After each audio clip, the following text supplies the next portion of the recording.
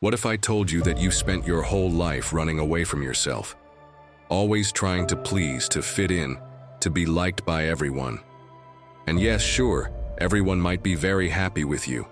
Of course they are. You've been focused on them, while slowly abandoning yourself.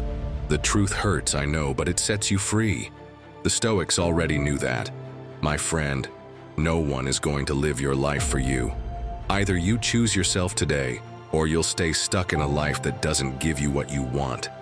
In this video, I'm going to show you why the key to getting what you truly deserve is focusing on yourself. And before you say it, no, this isn't about being selfish. It's about emotional strength. You know what the Stoics did? While the world chased validation and recognition, they returned to center, back to themselves. They cultivated inner strength, mental clarity. Today you'll learn how to apply these ancient teachings to break free from autopilot and reconnect with who you are. Because when you truly choose yourself, the universe does too. Let me say it loud and clear. You're not here just to survive or to please others. You're here to wake up. Are you ready to return to yourself? If this content is bringing you value, I invite you to subscribe and join our exclusive community. That way, you'll get access to content created just for our special members. And tell us in the comments, what part of your life are you going to reclaim without waiting for anyone's validation? Or simply write, Stoic at heart. I live for myself, not for what others expect of me. That'll be your commitment to yourself, to live the life you truly deserve. Lesson 1. Learn to be alone. Ah, my friend, being alone. Scary, isn't it? But what if I told you it's the secret used by some of the greatest minds in history? It's not complicated. It doesn't require natural talent, yet most people can't do it. Nikola Tesla understood this perfectly. It wasn't just his intelligence or his ability to innovate. His true secret was solitude. He spent hours and hours in deep introspection, without distractions, without external noise. And it was in those moments that some of his greatest ideas were born. Tesla knew one thing for sure. The mind is sharpest and most creative in uninterrupted solitude. Now let me ask you, when was the last time you were truly alone? And I don't mean just being away from people. I mean being without distractions, without your phone in your hand, without music, without filling every second with noise. The problem is that most people don't know how to be alone. And worse, they run from it, as if being alone would awaken some dark version of themselves. As if they were Dr. Jekyll, terrified that their inner Mr. Hyde might take control. But the truth is, there's no monster inside you. There are only parts of yourself that you've been avoiding, and maybe it's time to bring them into the light. Think about it. If you don't enjoy your own company, how can you expect others to? The Stoics understood this centuries ago. Seneca was clear. Nothing is more powerful than a mind that relies on itself. What did he mean? That if you constantly need validation from others, if you can't stand silence, if you're afraid to face your own thoughts, then you're not free. You're a prisoner of distraction. And this isn't an exaggeration. A study from the University of Virginia proved it in the most brutal way possible. They gathered a group of people in a room and gave them two choices. Stay in silence, completely alone with their thoughts for 15 minutes, or give themselves electric shocks. The result will shock you. Most people chose to receive electric shocks rather than be alone with their own minds. Sounds impossible to believe, right? Let me ask you something. What would you have chosen? Think about it. Today, solitude is seen as something negative. You go to a restaurant and see someone eating alone. What does most of society think? Poor guy, he has no friends. But what if that person simply enjoys their own company without needing external validation? What if they feel complete without depending on anyone else? If you don't learn to be alone, you will never be your priority. You will always be waiting for other people's approval, for messages, for notifications, for external noise. And the worst part? The more you avoid solitude, the more afraid you'll be of facing it. So here's something you can start doing today.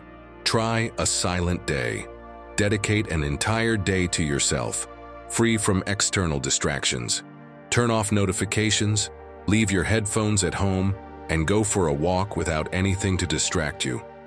If you've never done it before, be prepared. It might feel uncomfortable at first. And if you're up for an even bigger challenge, do something alone on purpose. Go to the movies by yourself, sit at a cafe, take a short trip without relying on anyone else. Pay attention to how you feel. At first it might seem strange, but you know what?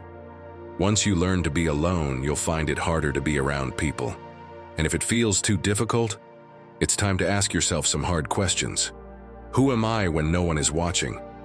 Am I happy with my own company, or do I need constant noise to avoid thinking? Learning to be alone is not a punishment, it's a privilege. Because when you finally enjoy your own company, you stop seeking validation from others. You stop depending on external noise, and for the first time, you become your own center. That's when you start building the life you truly want. So tell me, are you going to keep running from solitude, or will you use it to become stronger, more focused, and more unstoppable than ever? Lesson 2. Stop being the juggler who tries to do it all. Picture a juggler in the middle of the town square. He starts with 3 balls, tossing them skillfully into the air. Everything's going smoothly. The crowd claps, then someone throws in a 4th ball, a 5th, and he manages to keep them going. But suddenly someone throws in a knife, a traffic cone, even a flaming torch. And he keeps going, smiling like nothing's wrong, but you can see the stress. He's at his limit, tense, scared, barely holding it together, because he can't drop anything. One wrong move, and he gets burned or cut. Now think about yourself, running around non-stop trying to keep everything from falling apart. Work, your partner, family, friends, fitness, your image, everyone's expectations. Stuff. You're like that overwhelmed juggler with a torch in one hand and a knife in the other. And by the end of the day, sure, maybe nothing's fallen, but nothing's standing strong either. Because in the middle of all that, it's so easy to forget what matters most. You, taking care of yourself, listening to yourself, giving yourself what you need to actually be well. And here comes the truth bomb. If you're exhausted, it's not because you're doing too much. It's because you're doing too little of what actually fills you up. Because instead of focusing on yourself, you've split into 1,000 pieces to meet everyone else's demands. But no one can keep that up forever without breaking. The Stoics knew this. They didn't live to handle everything. They lived to go deep. Their focus wasn't on appearing, but on being. Seneca said it clearly. It's not that we have a short time to live, but that we waste much of it. And we waste it every time we say yes to something that disconnects us from who we are. Every time we do something out of habit, fear, or to please. But my friend, if you want to build a life of peace, you need to stop being the juggler who can handle everything and learn to choose you. Because no one can take better care of you than you. Author Greg McKeown breaks it down in his book Essentialism. Not with fancy words, but with one clear truth. If you don't decide what's important in your life, someone else will. And spoiler, what the world picks for you almost never has anything to do with your well-being. The solution isn't making more lists or becoming more productive. It's shifting your center of gravity. It's about stopping the spin around everyone else's expectations and starting to orbit around what you need. It's not about doing it all. It's about coming back to yourself. And for that, you have to step off the stage, drop the balls, and tune back into what really matters. So how do you start? Here are 3 practical steps you can apply today. Pick 3 moments in your day just for you. It could be a silent coffee, a walk outside, or reading something that inspires you. Put them on your calendar and treat them like important appointments. Practice saying no whenever you can. A plan that drains you, a favor that's not your job, a message you don't feel like answering. Say no, respectfully but firmly. Schedule time to just be with yourself. Take 10 minutes, at least once a day.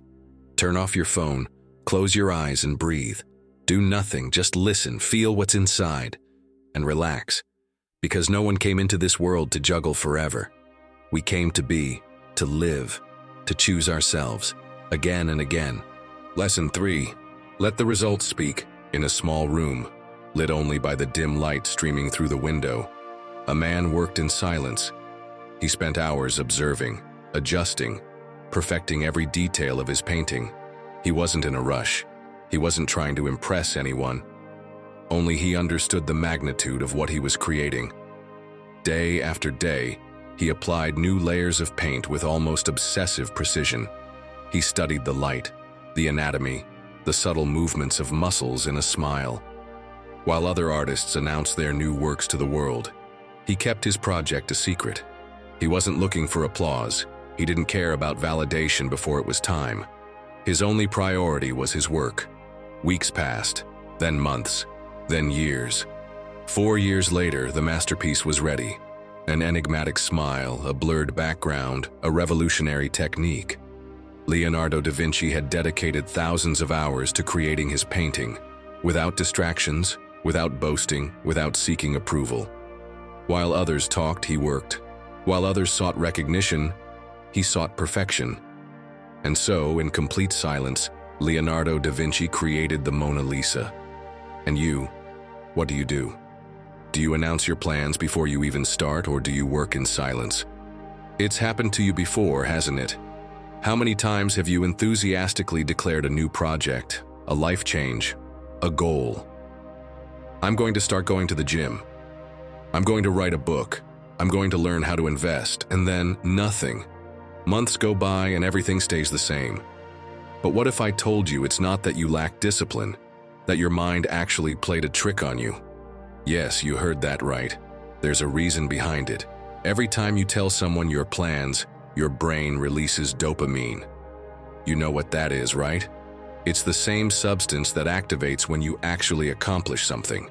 In other words, by talking about what you will do, your mind believes you've already made progress, and the motivation fades before you even take the first step. That's why most people talk and talk about their goals but never achieve them. Their satisfaction comes from recognition, not real progress. But do you know who didn't fall into this trap? Epictetus. He himself said, "Don't boast about what you're going to do. Do it and let it show." That's how he lived. He didn't seek external validation. He didn't announce his plans. He simply worked in silence and let his efforts speak for him. His focus was on action, not approval. Now tell me, how many times has this happened to you?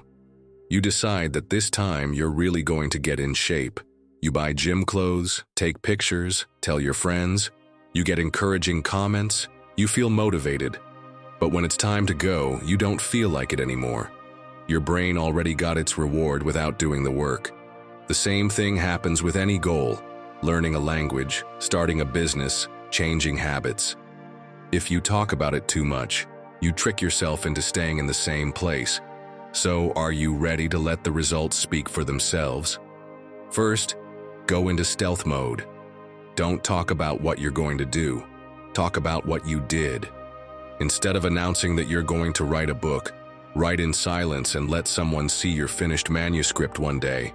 Instead of telling everyone you're changing your body, let them notice it without needing an explanation. Next, use mini rewards. It's normal to want motivation during the process, but find private gratifications. Celebrate internally when you complete a week of discipline, when you make progress on your project. The satisfaction of seeing real progress is worth far more than empty applause. And finally, do the mirror test. Before seeking external validation, look at yourself and ask, did I actually make progress today? If the answer is yes, you don't need anyone else to know. If the answer is no, then the only thing you should do is take action, not talk. My friend, at the end of the day, there are only two paths: talking or doing. Stop telling the world your plans. Work hard. Focus on yourself, and the results will come. Lesson 4. Speak less, make more impact. It is said that Miyamoto Musashi, the legendary samurai, rarely spoke. Not because he was shy, not because he had nothing to say, but because he knew that words mean little if actions don't back them up. Legend has it that before every duel, his opponent would boast about their skills, make bold promises of victory, and try to intimidate him with grand speeches. Musashi, on the other hand, simply observed in silence. And when the moment of truth arrived, he let his sword do the talking. In the end, the one who spoke the most was always the first to fall. Epictetus put it simply, don't explain your philosophy, embody it. Think about it.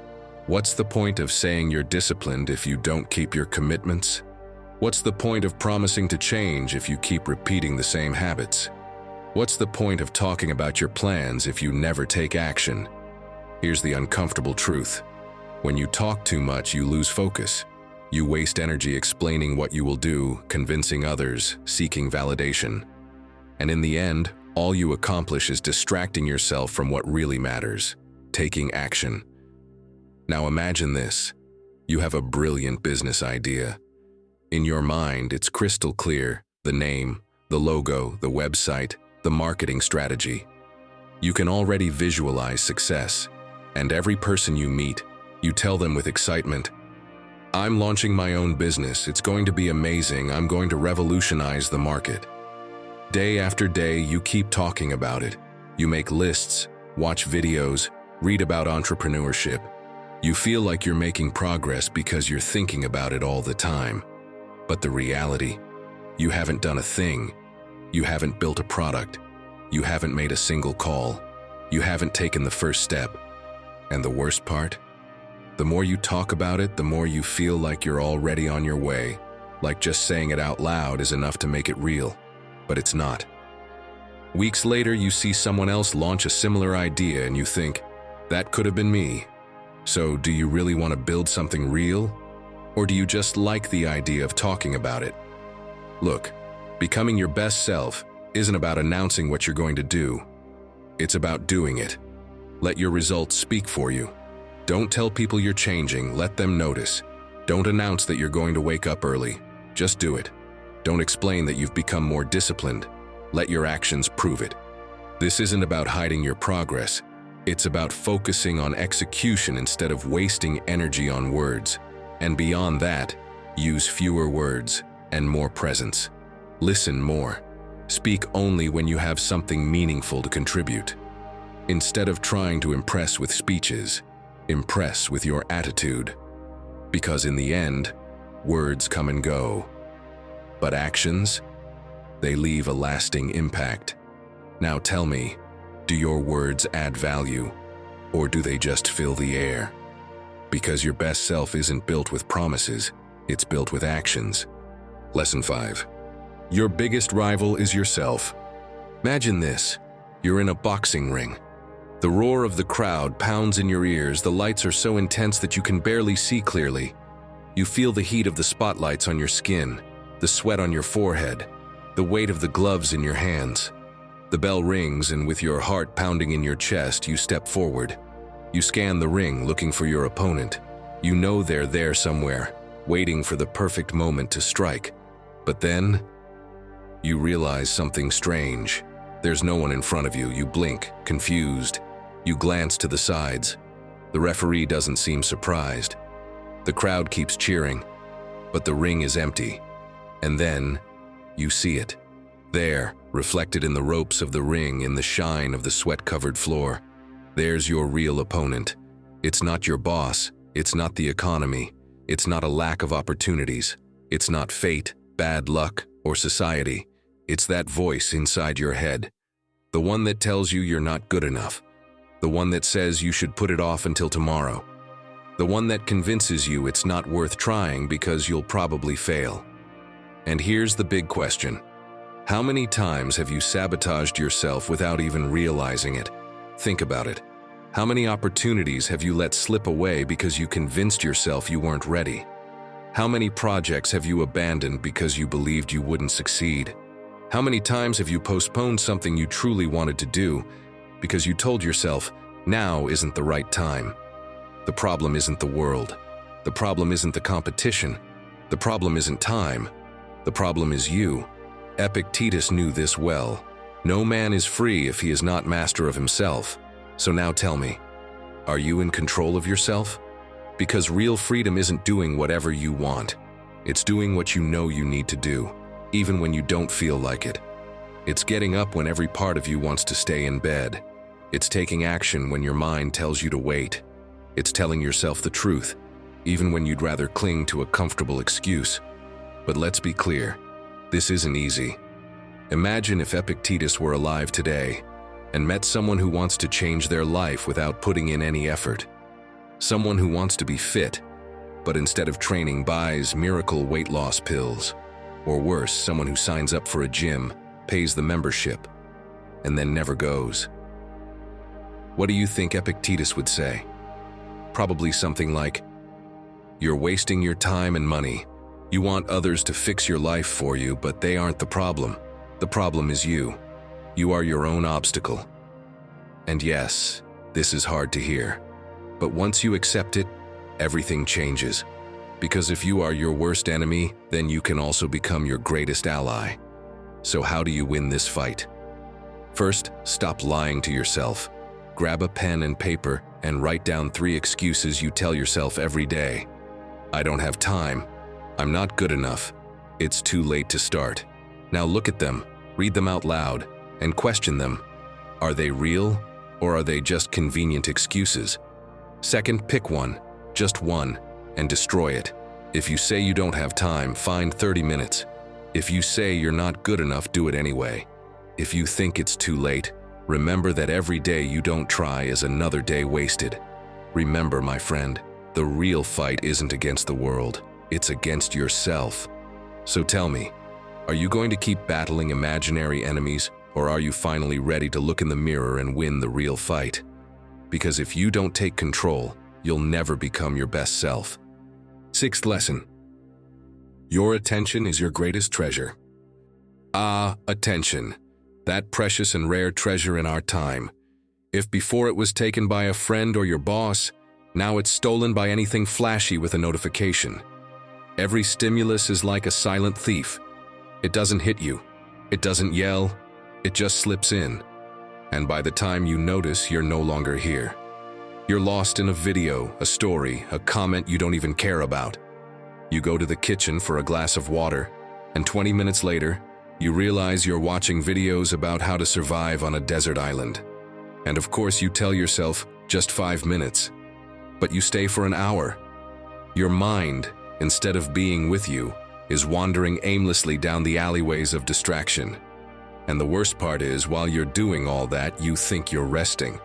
But in reality, you're losing yourself. You're losing focus, disconnecting from what you feel, from what you need, from what actually matters.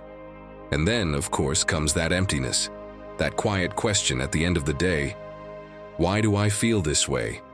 As if your energy has been leaking through some invisible crack, as if you've been everywhere, except with yourself. Seneca didn't talk about not wasting time like some motivational quote you'd find on a coffee mug. For him, it was life or death. He taught that wasting time was the greatest theft because there's no way to get it back. He said people guard their money fiercely, but let their minutes be stolen as if they're worth nothing. And he was right.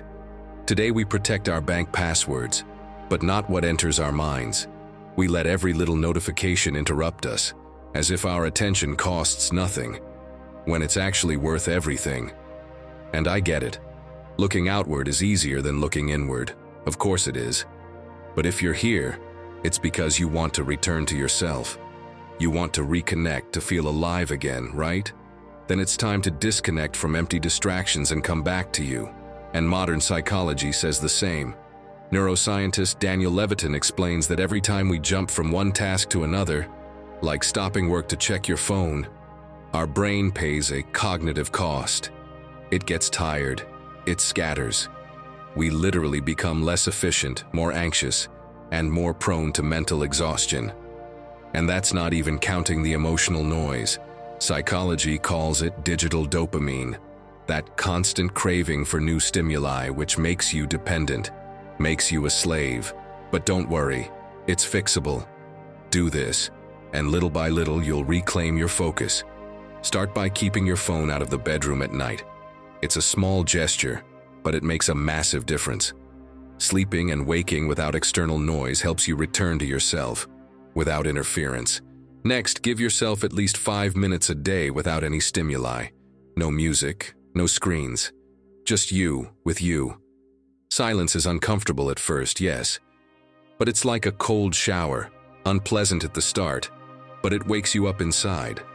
And finally, try writing by hand instead of consuming. It doesn't matter if it's a sentence or a paragraph. When you write, you clarify, you organize, you take control of your mind. And that is profoundly Stoic. Because if you don't protect your attention, you end up living on someone else's schedule. And instead of building your life, you just react to theirs. So, are you going to keep giving your mind away to the noise? Or are you ready to reclaim it, my friend? Dare to do it. Come back to yourself. Trust me, it's worth it. Lesson 7. Don't wait any longer. The time is now. You probably have that dream you've been holding on to for years.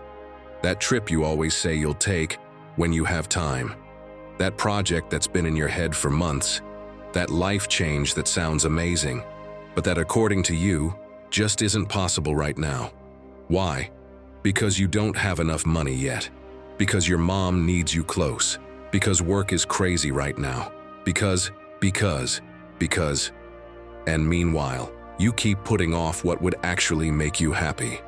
You keep focusing on everything happening around you, instead of what you need inside. And my friend, if you only live for what's outside of you and not for what moves you from within, then you're not living your life. You're living someone else's. And that's exactly where the Stoics raise their hand. Because if they made one thing clear, it's this: putting yourself off is a quiet form of self-betrayal. Epictetus said, "No human being is ever lost except by their own doing." And he was right.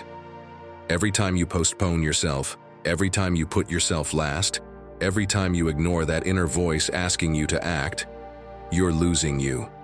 That's why their philosophy wasn't just about enduring. It was about turning your attention inward, about stopping the search for permission and starting to live from within.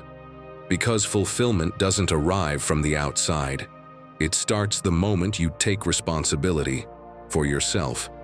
Now, not tomorrow. You know what Seneca would say if he were listening to you right now? While we waste time hesitating, life is slipping away. And how true that is. It's not that you don't have time. It's that you're giving it away to everything that doesn't build you.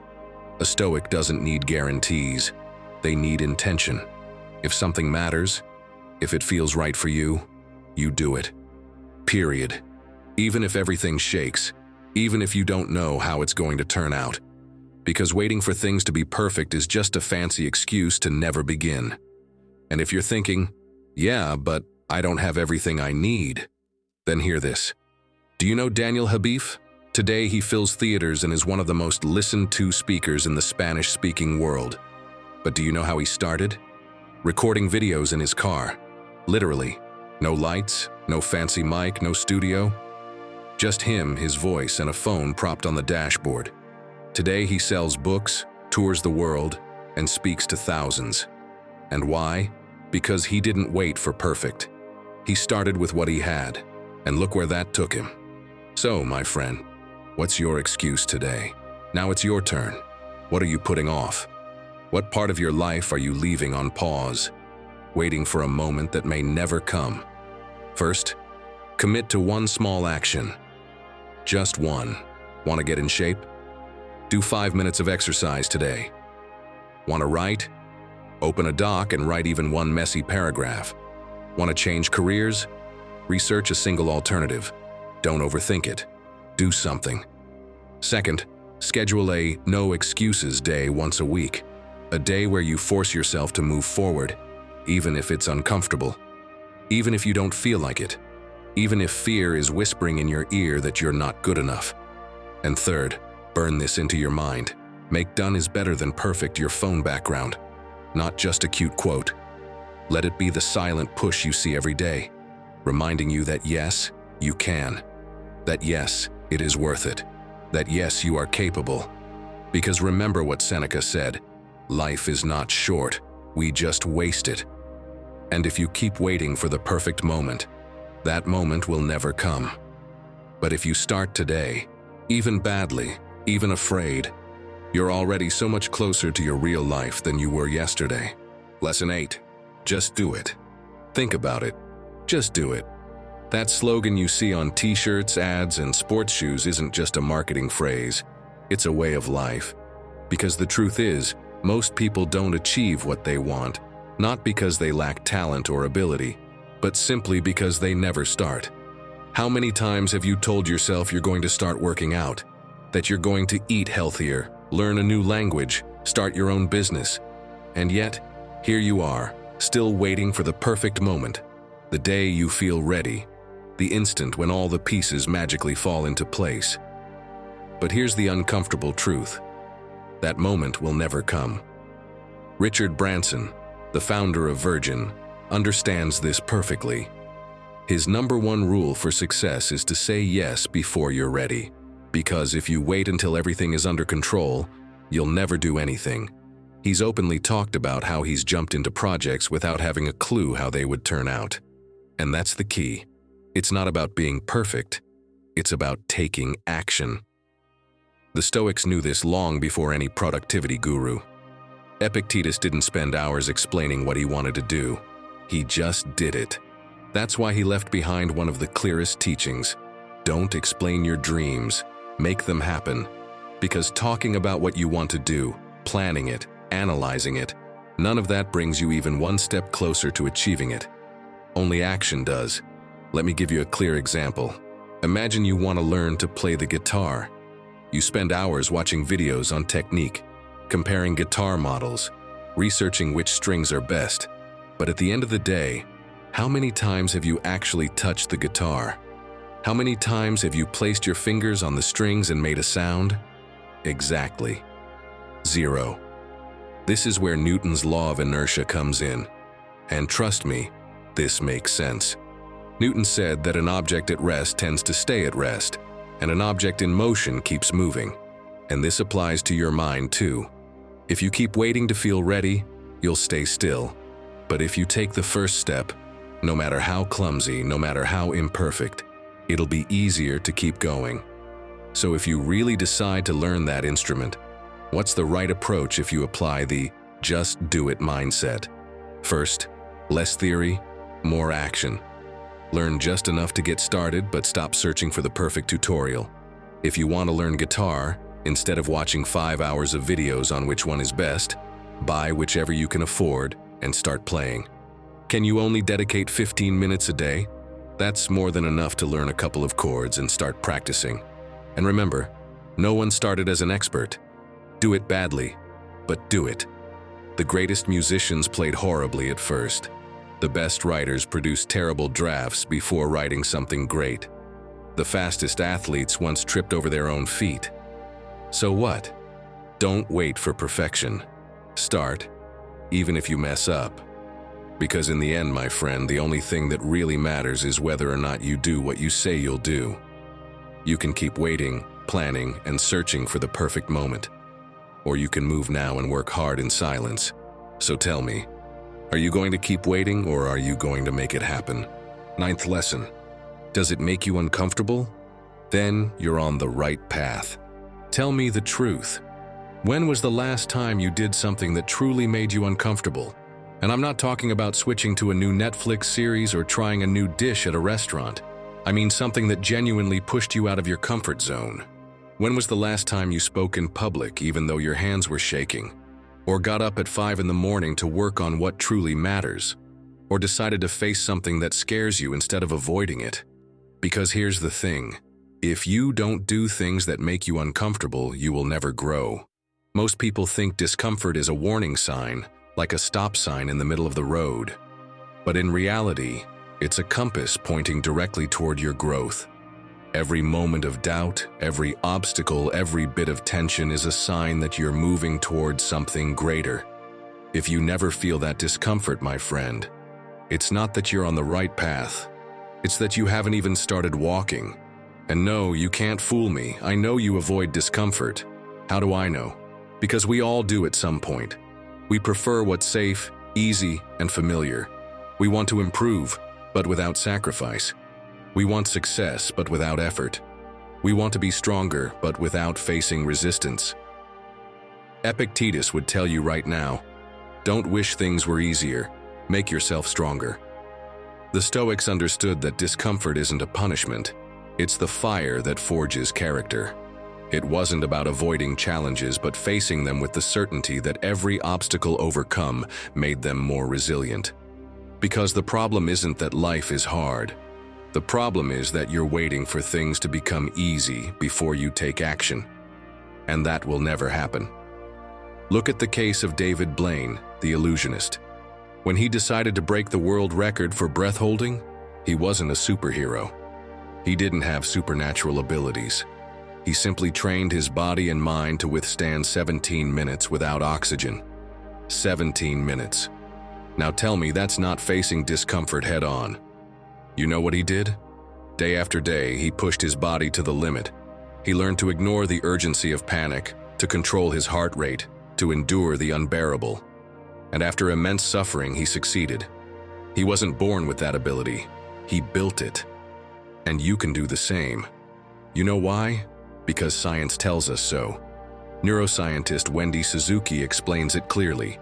When you face discomfort, your brain changes. New neural connections form, resilient circuits strengthen, and you become stronger and more resistant. You are literally programming yourself to be better. But if you always avoid effort, if you always choose the easiest way, you are training your mind to give up before even starting. So, are you ready to start using discomfort to your advantage? Think about this. Every day you have two options. Do the same as always, or push yourself a little and grow. Which do you choose? Because discomfort won't come knocking on your door, you have to go out and find it. Wake up earlier. What's the worst that could happen? That you gain more time for yourself instead of rushing through the day? Finish your shower with cold water. Can you handle 10 seconds? Spoiler: yes. Read a page in another language, even if it frustrates you. And that message you've been hesitating to send? Send it now. It doesn't matter what you choose to do. The important thing is that you stop running away from effort. Because the more you face discomfort, the stronger you become. Also, learn to differentiate between pain and growth. Giving up because something is difficult is not the same as stopping because something is genuinely harmful. The pain of effort is temporary, but the regret of not trying lasts forever. And finally, be grateful for discomfort. Yes, I know it's hard, but it works. When you feel uncomfortable, instead of complaining, think, this is taking me in the right direction. Replace complaints with gratitude because every obstacle you overcome makes you greater. Don't see discomfort as your enemy. It's the sign that you're making progress. Every time you face it, you choose yourself, reinforce your discipline, and take one more step toward the life you truly want. Now tell us in the comments, what's the last thing you did that pushed you out of your comfort zone? We want to hear your story. Lesson 10. Surround yourself with giants. Imagine that your success in life depended 95% on the people you spend the most time with. Sounds extreme, right? Well, a study from Harvard University proved exactly that. Your social circle is one of the most determining factors for achieving success. And if you think about it, it's not that surprising. Picture this. If your friends only talk about how bad everything is, the drama of the week, and how unfair life is, it's only a matter of time before you become the champion of pessimism. And this isn't magic, it's science. Our brain adapts its way of thinking to what it hears most often. And if the people closest to you have never tried to step out of their comfort zone, what do you think is going to happen to you? Seneca knew this well. We become those with whom we associate. Now imagine Seneca in ancient Rome, surrounded by people who only cared about parties, spending money recklessly, and coming up with excuses to avoid working on their minds. Do you think he would have become the great philosopher we know today? No, of course not. The people around us shape us, for better or for worse. Motivational speaker Daniel Habif puts it simply, surround yourself with spiritual giants, not mental dwarfs. And no, we're not talking about physical height, but about mental greatness. Surrounding yourself with people who have vision, ambition, and the drive to improve will change your life. people who challenge you, who inspire you, who push you to be better. On the other hand, surrounding yourself with people who have no goals, no curiosity, and no desire to grow is like tying a rock around your neck while trying to swim. Now put yourself in this situation. You've decided to improve your life, you've set clear goals, and you want to move forward. But every time you try to change, your environment holds you back. You say you're starting a workout routine, and they respond with, "Don't overdo it. Life is meant to be enjoyed." You talk about a project, and they say, "Don't get your hopes up. That won't work." In the end, their negativity seeps into your mind, and you start doubting yourself. But don't worry. This isn't about running away and replacing all your friends overnight. It's about becoming more aware of who influences your life and how you can start surrounding yourself with better influences. If you want to grow, you have to filter your environment. Observe who inspires you, who motivates you, who makes you think beyond the ordinary. Spend more time with those people. Don't have anyone like that around? Find them, join communities, attend events, surround yourself with people who are already where you want to be. And if you can't do it in person, start by consuming their content. You also have to learn to say no. No to commitments with people who drain your energy. No to conversations that add nothing to your life. No to habits that only pull you further from your goals. Every time you say yes to something that doesn't help you grow, you're saying no to your own progress. And if right now you feel like you don't have a positive environment, start by creating a virtual circle. Surround yourself with books, podcasts, and quality content. Learn from the brightest minds in the world, even if you don't know them in person. Because if you fill your head with big ideas, sooner or later, you'll start thinking big too. Think about this. If you spend time with people who go to the gym, sooner or later, you'll get curious and start improving your health. If you're surrounded by entrepreneurs, you'll start learning about business without even realizing it. If you hang around people who read and educate themselves, you'll eventually absorb their knowledge. Your environment shapes your habits, and your habits shape your future. So tell me, do your friends bring you closer to the person you want to become, or pull you away from it? Because if they're not lifting you up, chances are they're dragging you down. Don't wait for others to change before you start focusing on yourself. Be your own priority and build an environment that pushes you forward instead of keeping you stuck. Lesson 11. Stop making excuses. Be honest with yourself, my friend. How many times have you said one of these phrases? "I don't have time. I'm just not talented at that. I don't know where to start." Now tell me, is it really that you can't, or is it just that you don't want to put in the effort? Excuses are comfortable.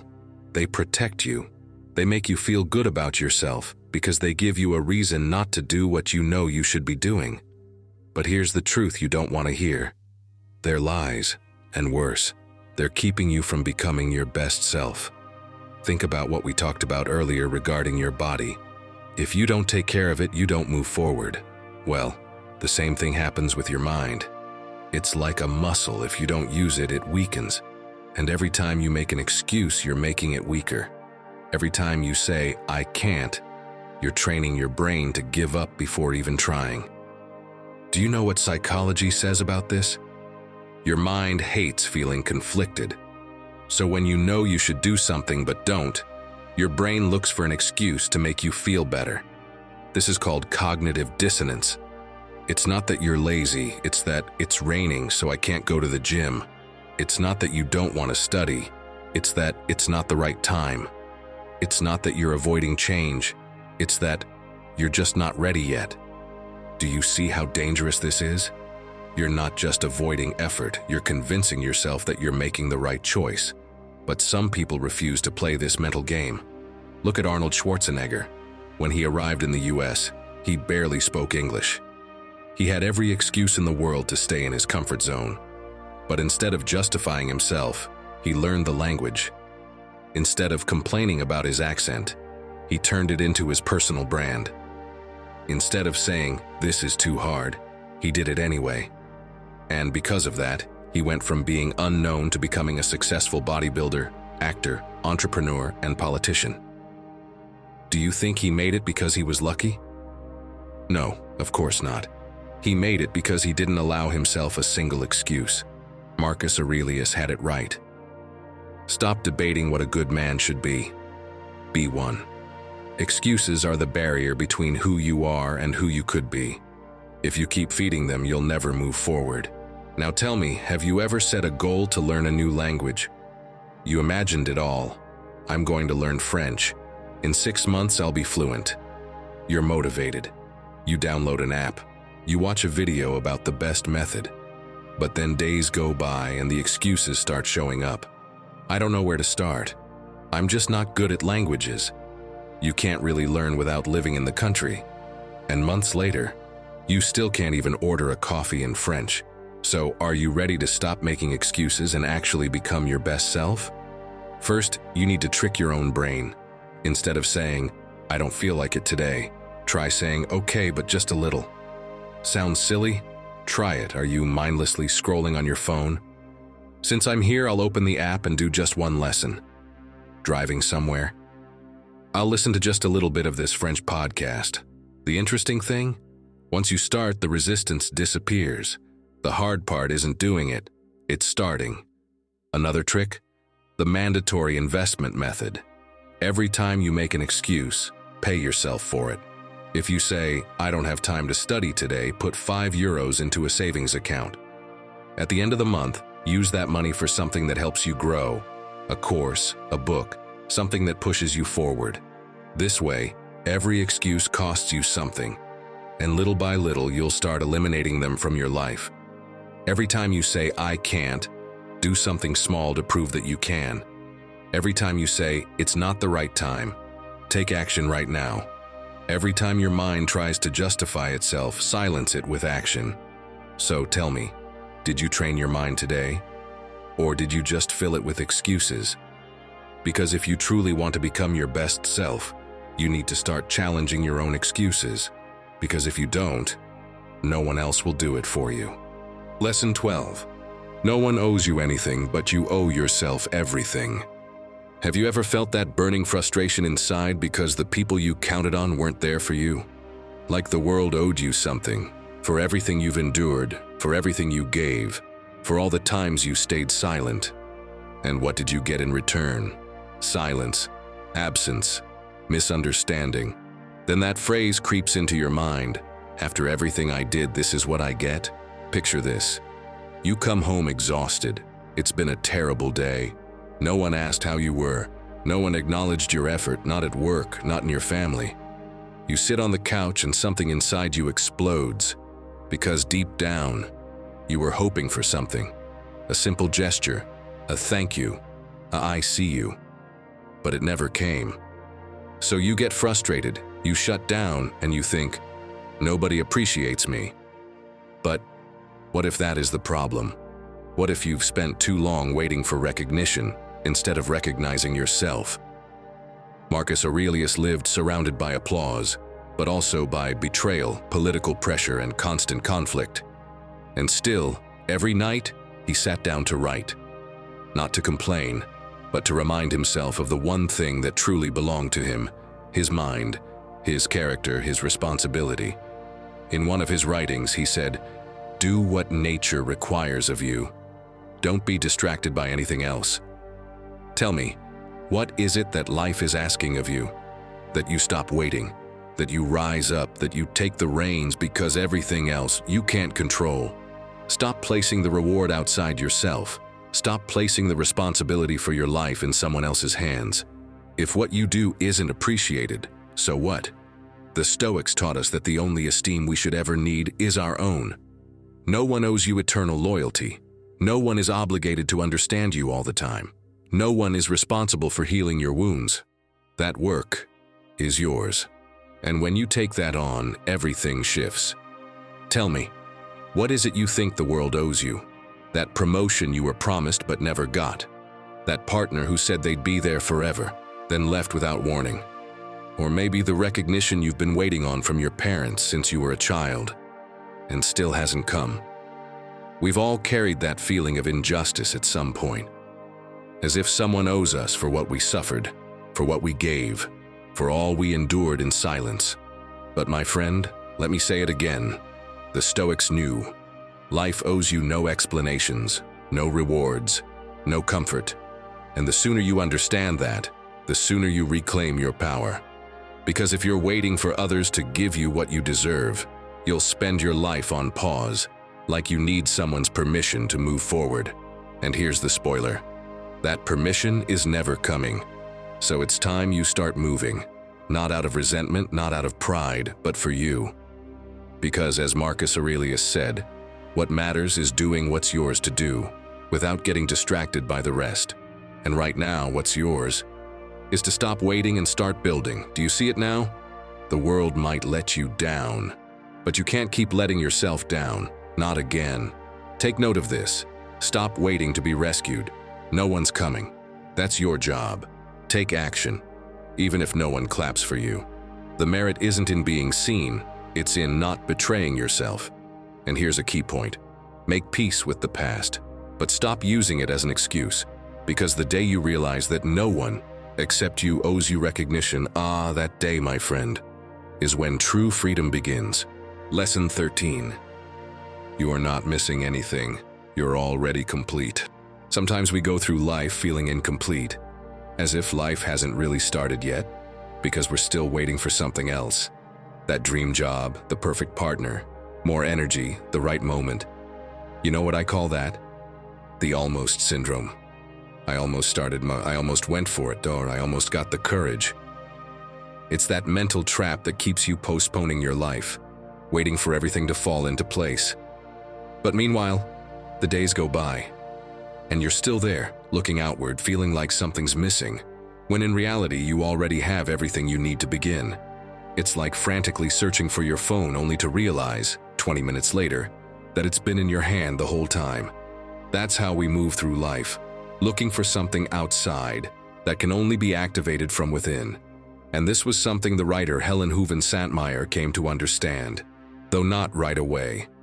For years she worked in libraries, took care of her family, and pushed her own ideas aside, thinking her moment to write would come when she had more time, when inspiration returned, when life settled down. And that when never came. Until one day she got tired of waiting. She sat down to write and finished her masterpiece at the age of 88. No one saw it coming, not even her. But she realized that everything essential was already with her. Her story, her language, her voice. She just needed to stop putting herself off. And you? How many times have you held yourself back because you thought you weren't ready? You haven't started studying because you think you're too old. You haven't started a business because you don't know how to use social media. You haven't changed direction because you feel unsupported. But most of the time, what's holding you back isn't lack of resources. It's lack of decision. So the real question isn't, what am I missing? But what can I do with what I already have? Here are 3 steps you can take starting today. 1. Write a list of everything you're good at, no matter how simple it seems. Are you good at connecting with people, solving problems? Are you a good listener? Are you patient? That's your toolkit, your invisible capital. And until you recognize it, you'll keep believing you have nothing. 2. Think of something you've been putting off. Don't look at it as this huge, impossible thing. Ask yourself, what small step can I take today to get closer? Send that email. Do a bit of research. Block out 30 minutes to focus. 3. Every night write down one thing from your day that you used to take for granted, but now value more. That quiet reading time, that peaceful meal, that unexpected message. Because when you learn to appreciate what you already have, you stop begging for what you think you lack. Epictetus put it simply, wealth consists not in having great possessions, but in having few wants. And he didn't say that as a cute phrase to hang on your wall. He said it because he understood that when you're full on the inside, you stop spending your life chasing things outside. So, my friend, stop waiting for the world to get its act together so you can start living. Look within, use what you have, And you'll see, most of the time, it's not about something finally arriving. It's about finally realizing you were ready all along. Lesson 14. Practice mental minimalism. Imagine your mind as a desk and a space where you're supposed to work, think, and create. But now imagine that desk is covered in junk. Stacks of papers, old receipts, empty coffee cups, sticky notes with tasks that no longer matter. There's no space to move. You can't find anything, and worst of all, you feel overwhelmed before you even start working. That's exactly how your mind functions when it's overloaded with useless information. Every time you consume alarmist news, social media complaints, meaningless gossip, bam! Another piece of paper on your mental desk, crash. Another pile of emotional clutter taking up space, plop. A new worry lands in your mind, one that isn't even yours, and then you wonder why you can't focus on what truly matters. My friend, your head looks like a desk after a hurricane, and you haven't even realized it. The problem is that you don't even notice how much noise you're letting in. You think keeping up with every political scandal, every global crisis, and every social media debate makes you more informed, more aware, more intelligent. But let's be honest, does it actually help you? Or are you just filling your head with worries you can't solve, while neglecting the one thing you can control, your own life? Epictetus understood this well. Wealth consists not in having great possessions, but in having few wants. The richest person isn't the one who has the most, but the one who needs the least. And this doesn't just apply to material things, it applies to your mind as well. The more unnecessary desires you accumulate, the more noise you create in your head. And the more noise there is, the less space you have to focus on yourself. Picture this. You wake up in the morning, and without thinking, your phone is already in your hand. You open X or Twitter, and the first thing you see is a heated political argument.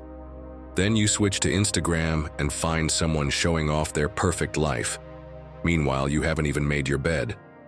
Next, you check the news, reading about economic crises, wars, and problems that aren't even happening in your country.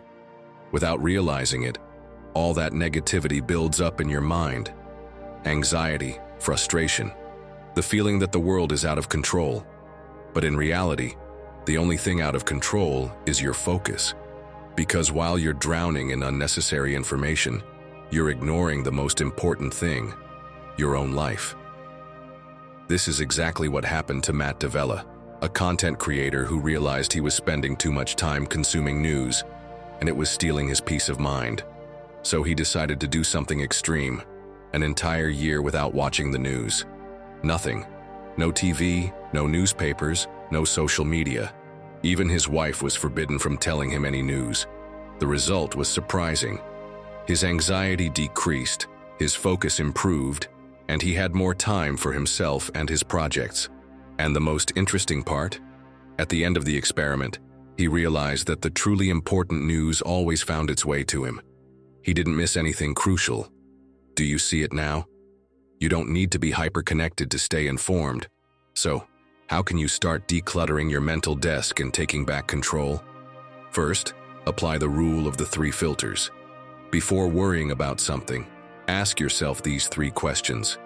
Does this directly affect me? Can I do something about it? Is it important in my life? If the answer to all 3 is no, let it go. Don't fill your head with things that only drain your energy without giving anything in return. Most people's worries aren't even their own. They're imposed by an overstimulated environment. Second, if you truly want to regain focus, stop consuming news all the time.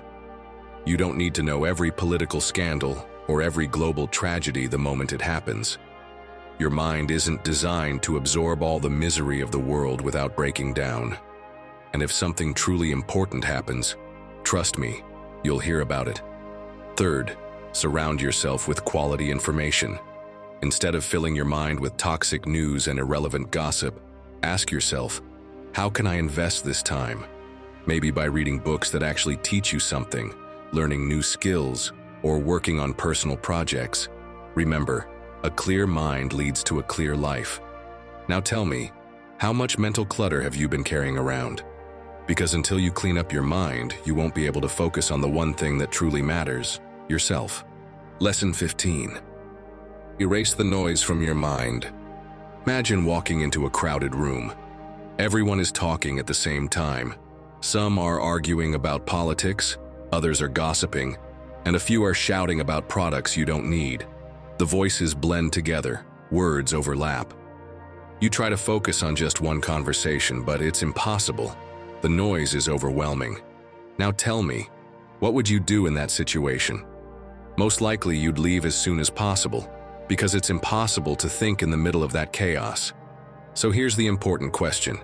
If you wouldn't tolerate being in a room like that, why do you let your mind live in that same noise every single day?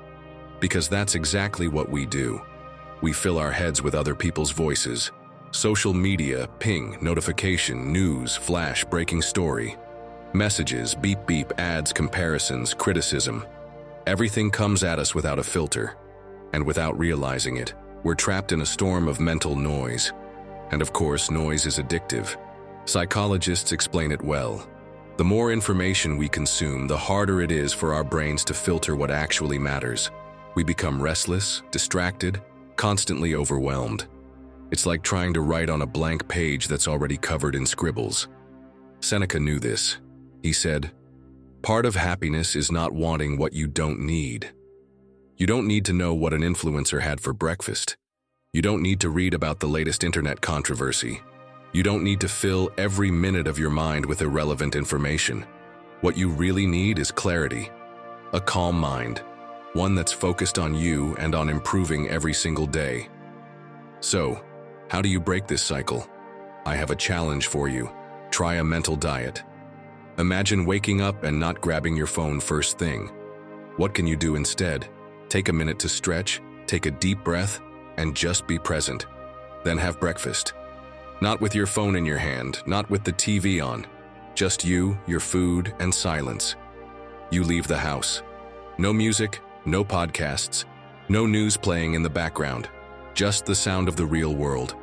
You hear the wind, footsteps, the little details that digital noise usually drowns out. During the day, every time you feel the urge to check social media for no reason, pause. Ask yourself, do I actually need to see this right now? At lunchtime, you don't scroll through the news. You eat slowly. You actually taste your food. Your mind isn't somewhere else. It's here. In the afternoon, you decide not to read negative news. Nothing happens if you miss a day of world drama. And before bed, instead of mindlessly watching random videos, you write down how you feel. Just a few lines, nothing more. Now tell me, can you imagine a day like that? Less noise, more clarity, less distraction, more focus on yourself, on building your best version. I challenge you to try it, just for one day. Because in a world full of noise, silence is your superpower. Lesson 16. Master your time, or it will master you. Imagine you're in a race, but instead of running, you're walking at a relaxed pace without a sense of urgency. You think the finish line is far away, that you have all the time in the world. You look around, get distracted by anything and everything. Halfway through, you're still convinced that time is on your side. But suddenly you check the clock and realize the finish line is just a few steps away, and you have almost no time left to reach it. This is how we procrastinate. We think we have time to spare, that we can leave things for later, that there will always be more time. But by the time we finally notice, the clock is against us, and we're forced to sprint, trying to do in one day what we could have done in a week. My friend, if you don't master your time, it will master you. And believe me, this isn't just a feeling. Science explains it. There's a psychological principle called Parkinson's law, which states that a task will expand to fill the time you give it. If you have a week to do something, it will take a week. If you have a month, it will take a month. But if you only have a day, you'll finish it in a day. I'm sure this has happened to you. You have to write a report. It's Monday and they tell you it's due Friday. You think, I have all week, no rush. Monday goes by and you don't touch it. Tuesday, same thing. Wednesday, you glance at it. Thursday, panic kicks in. And by Friday, you're rushing like crazy to finish it. The result? Stress, pressure, and work that could have been much better if you had planned it properly. Seneca made this clear centuries ago. While we waste our time hesitating and postponing, life is slipping away. I know this from experience. I fell into this trap too. My time controlled me. I was stuck in routine, work, responsibilities. I didn't even have time to brush my teeth in peace. Until I realized something. The problem wasn't how many things I had to do. The problem was that I didn't know how to prioritize. So I had to learn to manage my time intelligently. Do you know what the first thing I did was? I cut my to-do list down to just 3 tasks per day. No more writing down 20 things and only getting 1 done. Just 3, but the 3 most important ones. If it worked for me, I'm sure it will work for you too. So don't overwhelm yourself with a million tasks. Just pick 3 and they must be specific. If you have a business, instead of writing "work on my company," write "call 3 key clients," finalize this week's budget, or plan the social media strategy. If you're studying, don't just write review material. Be precise. Create an outline of the first 3 topics, or solve 5 math problems. If you want to improve your health, exercise is too vague. Instead, write "go to the gym and complete my weightlifting routine," or "prepare 3 healthy meals for tomorrow." With just this one change, you'll notice a massive difference. Instead of feeling trapped in a never-ending cycle, ending the day exhausted but unfulfilled, you'll actually see real progress. You'll finish your 3 most important tasks and finally feel like you're moving forward in the things that truly matter. And the best part? Once you complete those 3, if you have extra time, you can do more. But the key is that you will have already guaranteed your growth, your improvement, your best version. Because now, instead of wasting time, you'll be investing it in yourself. So tell me, my friend, are you still letting time dictate your life? Or are you finally taking control? Let us know in the comments. What 3 tasks will you prioritize tomorrow to start building your best self? 17th lesson. If you don't believe in yourself, no one will. Let me tell you Jim's story. He had a dream so big that people laughed when he talked about it. He was a nobody, a kid sleeping in a van who had dropped out of school to help his family, performing small comedy shows in run-down bars, hoping someone would give him a chance. But no one believed in him. Well, almost no one. Because he did. He believed in his own potential. So much so that he did something most people would call crazy. He wrote himself a check for $10 million for acting services rendered and dated it 5 years into the future. He kept it in his wallet and looked at it every single day. Every day he reminded himself that he was worth it, that he would make it. 5 years later, he was offered a role in Dumb and Dumber for $10 million. Yes, exactly, you guessed it. That kid was Jim Carrey. Now tell me, can you imagine what would have happened if he hadn't believed in his own talent? How many times have you stopped yourself before even trying? How many times have you said, "I'm not good enough," before even taking the first step? If you don't bet on yourself, no one else will. Marcus Aurelius understood this well. You have power over your mind, not external events. Realize this, and you will find strength.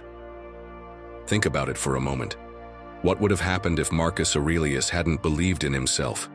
An emperor doubting every decision? I don't know if I should lead Rome today. Maybe tomorrow. Or worse, let me ask the barbarians if they'd rather invade now or later. Spoiler, he wouldn't have won a single battle. Marcus Aurelius was an emperor because he had an unshakable mindset. He knew that everything started in the mind. And now tell me, how many times have you let others define what you can or cannot do? Imagine you decide to move to another country to learn a new language and find a job. You're excited, motivated, ready for the adventure. But then the voices start. That's too hard. You'll end up coming back. You won't make it there. And little by little, you start to doubt yourself. You begin to believe in their fears more than in your own abilities. What if you fail? What if you don't make it? What if? Stop. No more what ifs. If you don't believe in yourself, no one will. So do you want to start believing that you can become your best self? First, make a list. Write down 3 things you're genuinely good at. These can be skills, personality traits, or strengths that have helped you in the past. Then, write down 3 things you can improve. But be careful. This isn't to discourage you. It's to help you see that everything can be worked on. What is a weakness today can become your greatest strength tomorrow. Second, make positive affirmations a habit. Every day, say something out loud that reinforces your confidence. Not empty phrases, but truths that actually convince you. Instead of saying, "I am successful," say, "I am learning every day and getting closer to my goal." Instead of, "I am the best," say, "I am capable of improving with every effort." The key is to believe it, because when you believe it, you make it real. If you don't bet on yourself, who will? Believing in yourself isn't arrogance, it's the foundation of everything. If you want to build your best version, you first have to trust that you can. Lesson number 18. Stop betraying yourself. There's a quiet way to lose yourself, and it doesn't happen when things go wrong. It happens when you stop listening to yourself. When you say yes while deep down you mean no. When you smile while something inside is breaking. When you go along with what's expected, even though everything in you is screaming that this isn't the path you want. That's the most dangerous kind of betrayal. The one that happens in silence, with no witnesses, but slowly takes pieces of you each day. And no, I'm not talking about huge decisions. I'm talking about the everyday stuff. When you agree to meet with people who drain you. When you put your dreams on hold just to avoid making others uncomfortable. When you put other people's approval above your own peace. Those small compromises, when they pile up, end up pulling you further and further away from yourself. The Stoics were clear about this. It's about living with integrity, about being loyal to what you think, what you feel, and what truly matters to you. Picture this. You're in a room full of people, everyone sharing their opinions, everyone expecting you to agree. What do you do if you don't? Do you stand firm or change your tune just to fit in? Think of Epictetus, think of Seneca. Neither of them would have bowed just to please others. They would have spoken with respect, yes, but with firmness. Because for them, betraying themselves was worse than losing everything. As Epictetus said, first say to yourself what you would be, and then do what you have to do. That's what it means to live with self-respect, to be true to yourself. And you? How many times a day do you do the exact opposite? You say you're going to take care of yourself, and once again, you put yourself last. You say you'll set boundaries, and then stay quiet to avoid upsetting anyone. You say you'll change, but find yourself stuck in the same loop as always. Sound familiar? Psychologist Mariam Kuchaki from Northwestern University discovered something powerful. When you act against your values, your mind pushes back. It's called moral dissonance, and it's no small thing. It's like a silent alarm screaming inside you. This isn't it. And the longer you keep pretending everything is fine, the more intense it gets. Anxiety, exhaustion, confusion, they don't always come from the outside. Often they come from betraying yourself. And the worst part is, you don't even realize it until you're at your limit. And of course, when you live like that for too long, it starts to hurt just to be with yourself. Because deep down, you know you could have spoken up, could have stood your ground, could have chosen yourself, but you didn't. And that weighs on you. Like a tab you never settled with yourself. Modern-day Stoics wouldn't be the ones shouting the loudest. They'd be the ones who look you in the eye, who speak clearly, who don't betray themselves, even if that means making others uncomfortable. And not out of ego, but out of respect. Because if you don't respect yourself, who will? So tell me, do you dare to respect yourself like a Stoic would? What would happen if every time something didn't sit right with you, you said it? If every time something hurt you, you drew a boundary? Look, if you ever feel like you're losing control, like you don't know how to come back to yourself, do this. First, pay attention to your body. When what you're doing doesn't align with who you are, it shows. Your chest tightens, your stomach knots up, your energy drops. That's your compass. Listen to it. Then ask yourself, does what I'm about to do represent me, or am I doing it out of fear? If the answer doesn't make you feel strong, it's time to stop. And finally, practice coherence in the small things. Say no when you don't feel like it. Rest when you need to. Speak your truth, even if your voice shakes. Don't underestimate those moments. Because every time you choose what you feel, you're choosing yourself. Because focusing on yourself is also about this: stopping the betrayal. Stopping the act of living a life that looks like you on the outside but doesn't honor you on the inside. And trust me, when you come back to yourself, everything starts to fall into place. Lesson 19. Silence the world, listen to your soul. Have you ever felt like your head is about to explode, and you don't even know why? You can't quite figure out the signals it's giving you. There's just noise.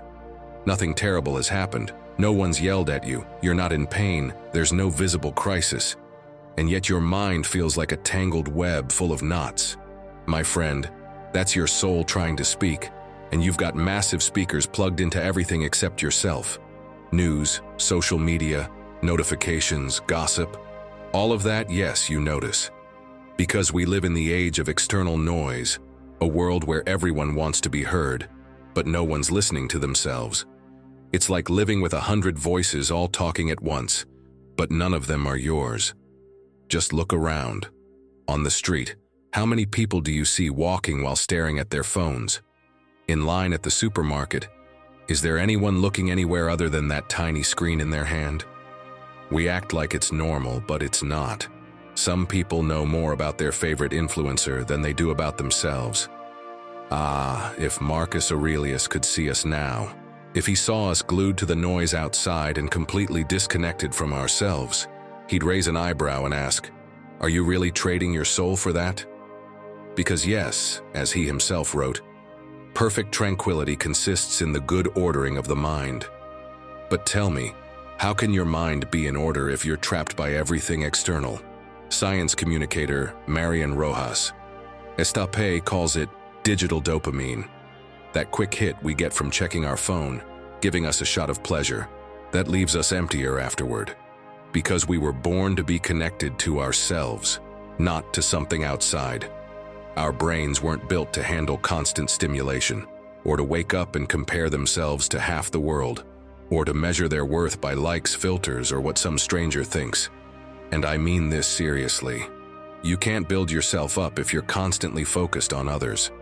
If every silence is filled with a screen, if you don't know how to be alone with yourself for even 5 minutes without a distraction, how are you supposed to focus on yourself, to truly know yourself, if you have more intimacy with your Instagram feed than with your own mind? This isn't a scolding, it's a wake-up call. A call to reconnect, to center yourself again on what matters, you. Tell me, what do you do when you have a free moment? Do you use it to check in with how you're really feeling, or to keep consuming what others are doing? Because I promise you, the more noise from the outside, the less clarity inside. And if you're feeling scattered, confused, anxious, maybe you don't need more motivation. Maybe what you need is silence. Look, you don't need to move to the Himalayas or throw your phone away forever. You just need small moments of presence. Simple things, done daily, that work like magic. For example, leave your phone out of the bedroom. Don't let it be the first thing you see in the morning or the last thing at night. You'd be surprised how much your mind changes when your day starts and ends in peace. Give yourself 5 minutes a day without stimulation. No music, no videos, nothing. Just you, with yourself, reflecting on your day, on your actions, like the Stoics used to do. It might feel uncomfortable at first, I know. But later, it saves you. Because that's when you start hearing yourself again. And one more thing, instead of consuming so much content, create something. Write, draw, think on paper. Even if no one sees it, even if it's just for you. Writing by hand is like wiping the fog off the mirror of your soul. It lets you see what's really going on inside. Because in a world that wants to keep you distracted, choosing silence is an act of power. It's how you return to center, reconnect with your purpose, and reclaim your energy.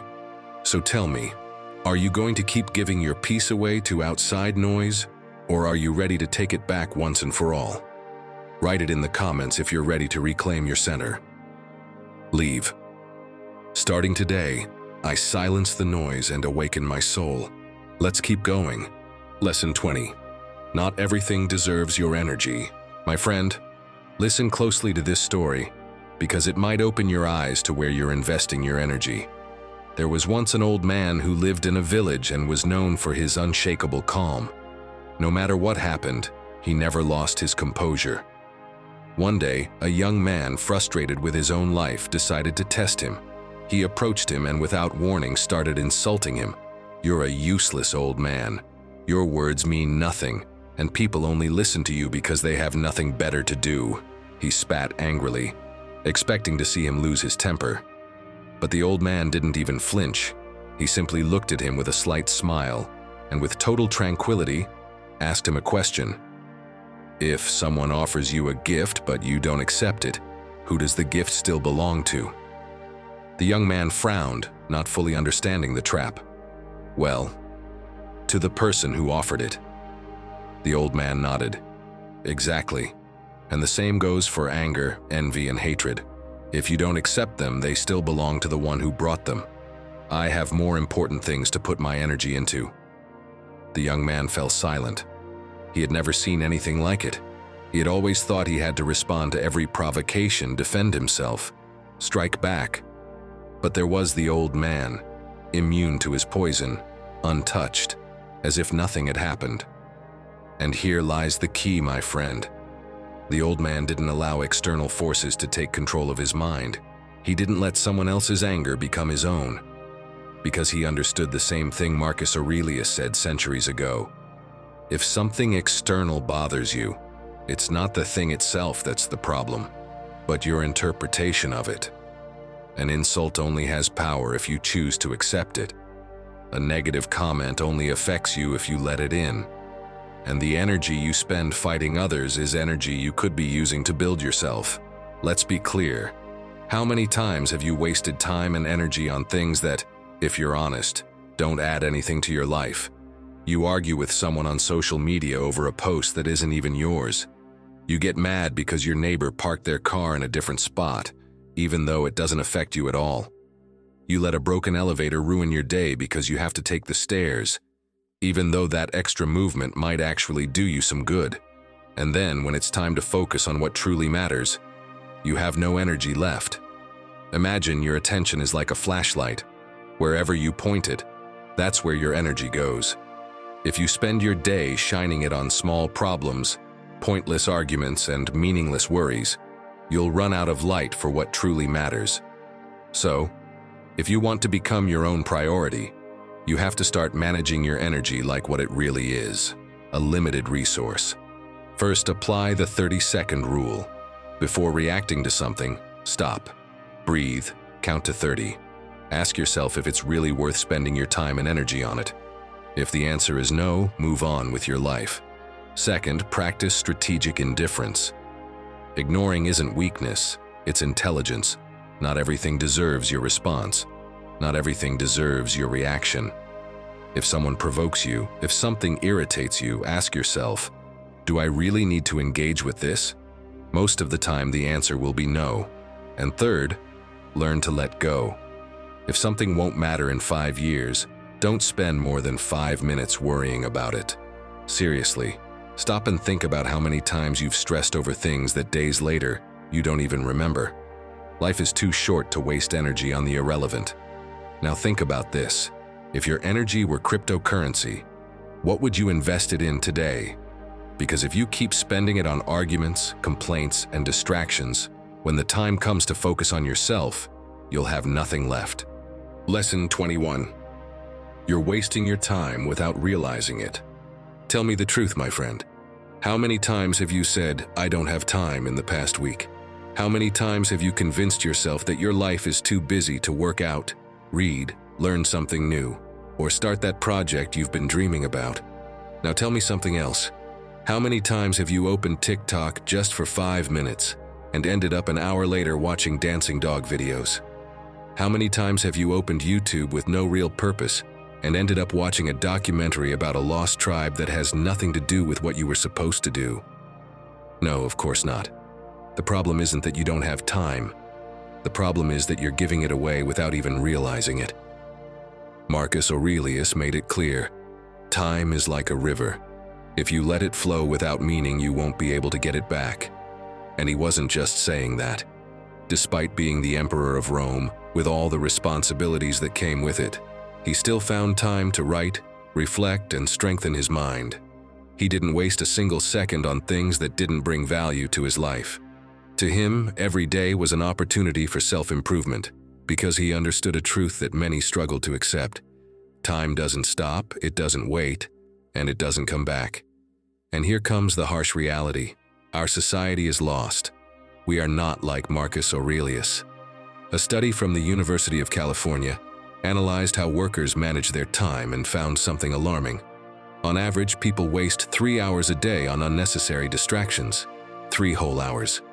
Where does all that time go? Not on important tasks, of course not.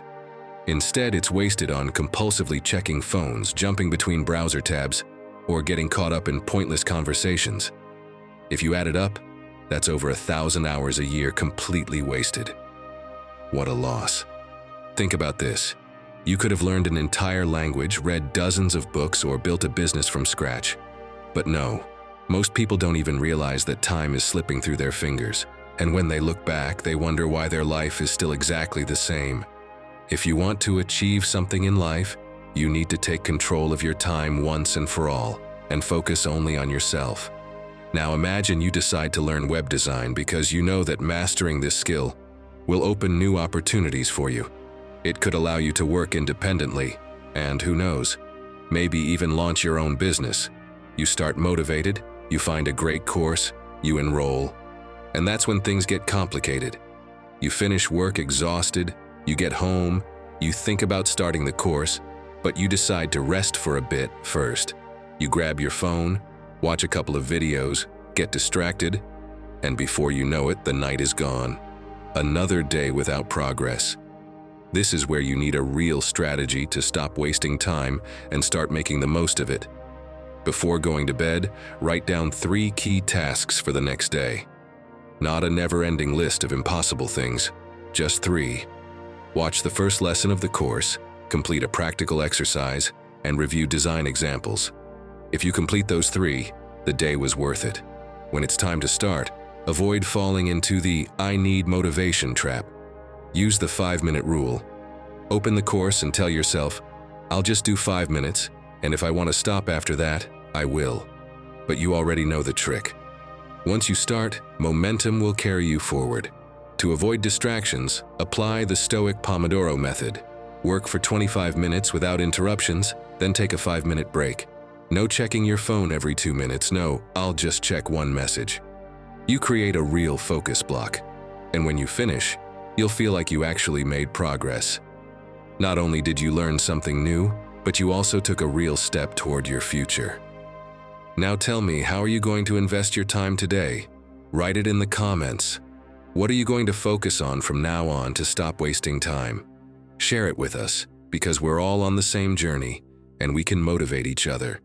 And keep watching, because what comes next might change the way you see things.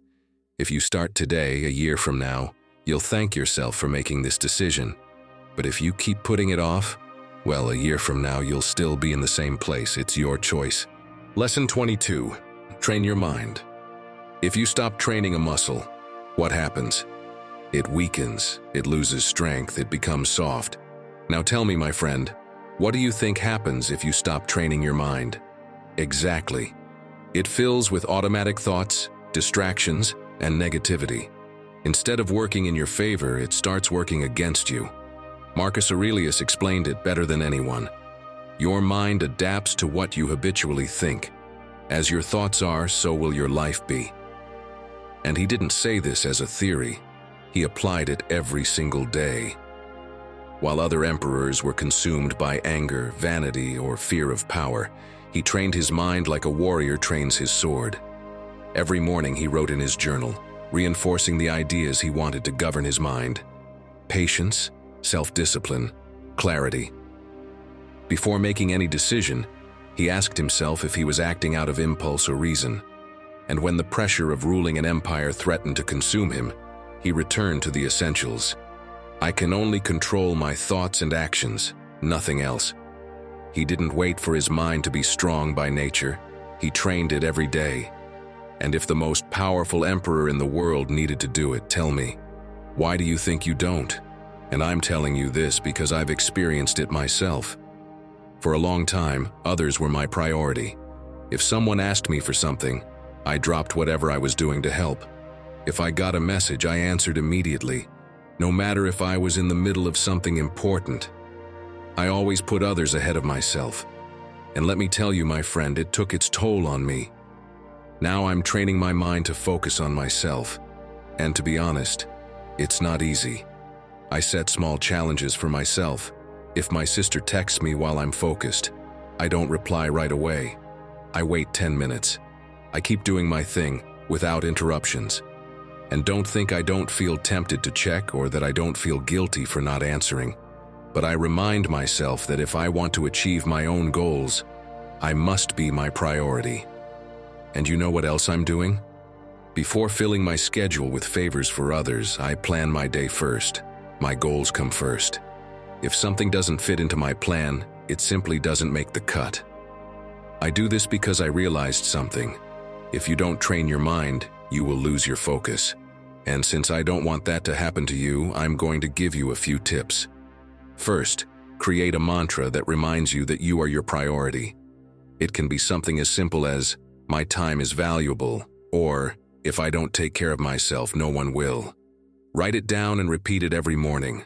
Make it your new automatic thought. Second, do focus exercises. Read without distractions, without checking your phone every 5 minutes. Write by hand, even if it's just one idea a day. Solve puzzles or brain teasers, anything that forces your mind to concentrate on a single task. And third, start putting distance between yourself and the constant demands of others.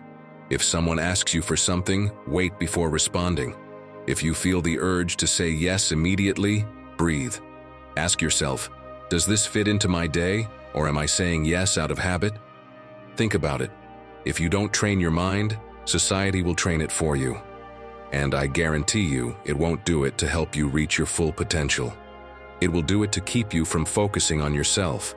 So tell me, are you going to let others dictate the course of your life, or will you make your mind your greatest strength? My friend, there is one thing that truly separates those who try from those who succeed. If you really want to make yourself a priority, don't lose focus on what's coming next. Lesson 23. Peace is not something you find, it's something you build. Stop for a second and answer this honestly. When was the last time you felt true peace? I'm not talking about those moments when you distract yourself with your phone or binge watch a series to escape reality. I mean that real sense of calm, of clarity, of being at peace with yourself and with life. If you can't remember the last time you felt that, you have a problem. Most people go through life waiting for peace to come to them. When I have more money, I'll be happy. When I get that job, I'll finally feel at ease. When this problem is over, I'll be able to relax. And so, we spend years chasing a mirage, as if peace were some hidden treasure we'll stumble upon one day. But my friend, peace is not something you look for. Peace is something you build. There are people who have lived through chaos, violence, and suffering, and yet they have found peace. Not because someone handed it to them, not because they discovered it on a spiritual retreat, or because the world suddenly decided to be kind to them. They built it. Astrid Medina is a perfect example of this. She endured one of the hardest tragedies. Her father was murdered during an armed conflict in her country. She lost the person she admired most, along with her sense of security. She could have been consumed by rage, by the desire for revenge, by grief. And who could blame her? But she chose a different path. Amidst all that chaos, she took control of her fate and focused on the only thing she could control. her own peace. During the peace negotiations, instead of locking herself in suffering, she found the strength to move forward.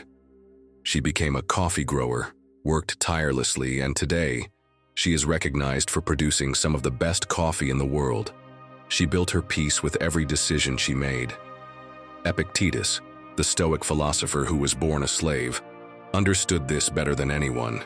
He once said, "Men are not disturbed by things, but by the view they take of them." What does that mean? That peace does not depend on what happens around you. It depends on how you choose to face it. Think about it.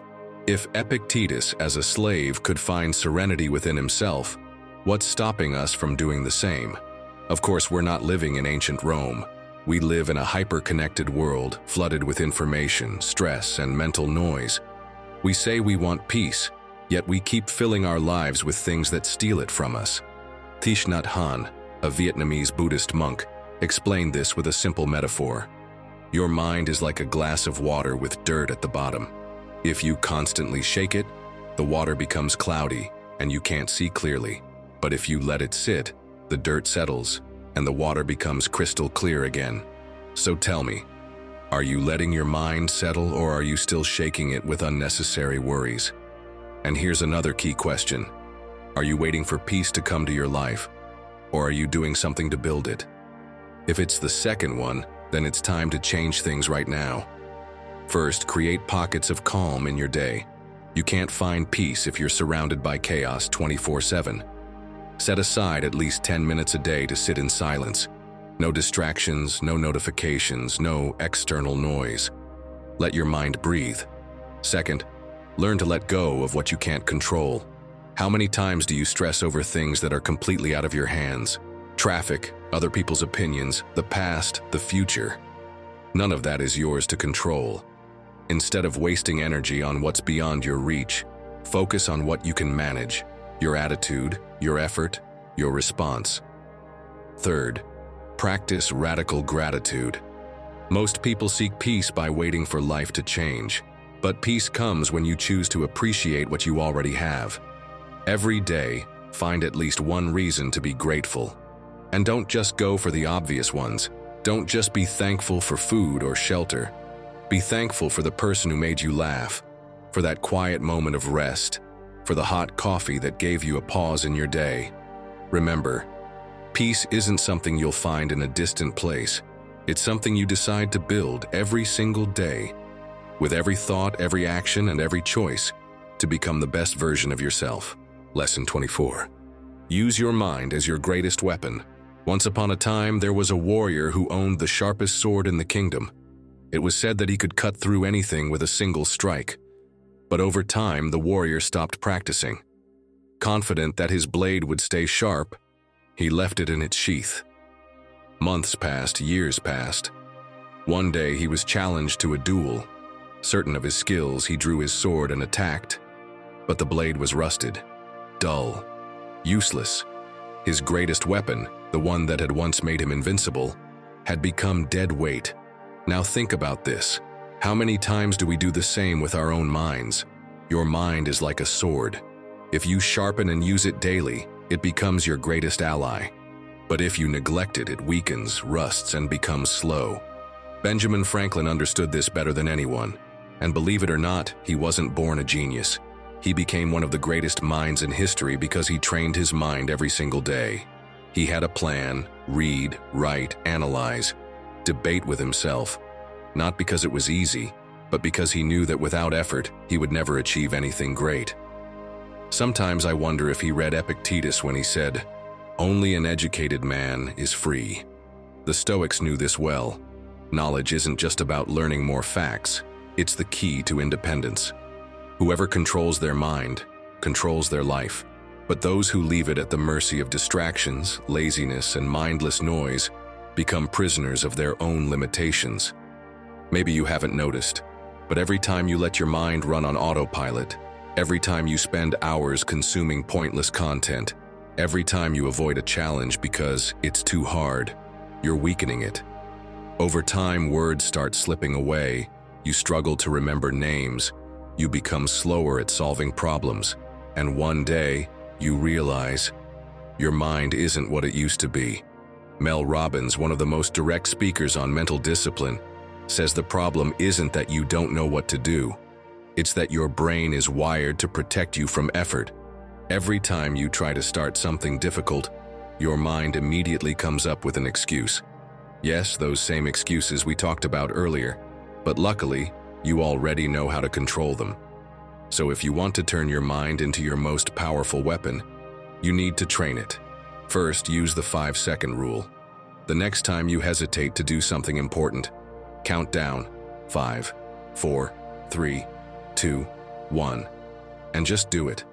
Don't overthink it. Don't give your brain time to sabotage you. Just act. Second, train your mind with small, consistent challenges.